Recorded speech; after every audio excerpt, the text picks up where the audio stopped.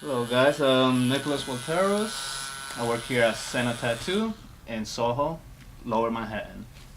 I've been here for about 3 years, ever since I moved back from Italy, and I couldn't be any happier, you know? I'm over here rocking and rolling in the capital of the world, surrounded by some of the best tattooers.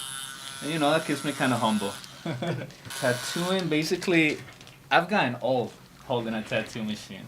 I started when I was, first tattoo was 14. Finished my apprenticeship like around when I turned 14, more or less. I did my apprenticeship when I was 13.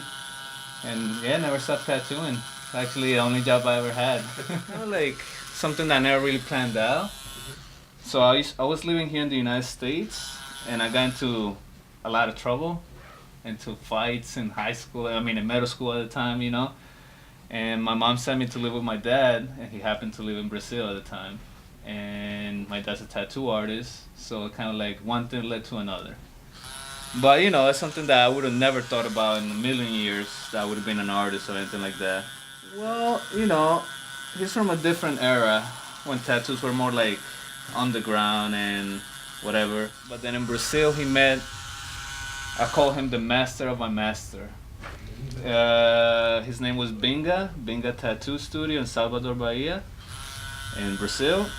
And he kind of like was teaching my dad how to do everything, kind of more professional way. He thought it was real cool because it happened in a very natural way. He was never like, oh, you have to be a tattoo artist. I would say when I was starting, and after I was done with my apprenticeship, a lot of people thought I was just like the receptionist.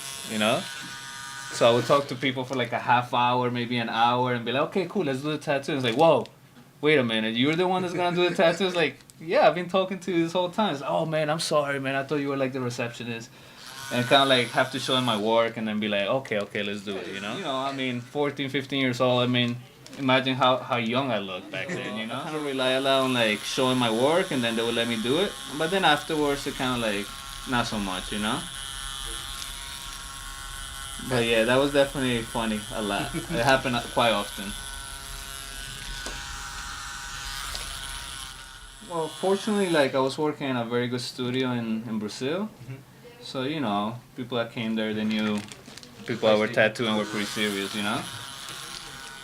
And, it's kind of cool now because people that have gotten tattooed with me, sometimes they want to get tattooed with my dad too. Just to like, oh, cool, I got tattooed by.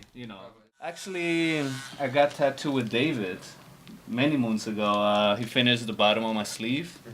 And, I kind of kept in touch from time to time. And then he opened up the studio.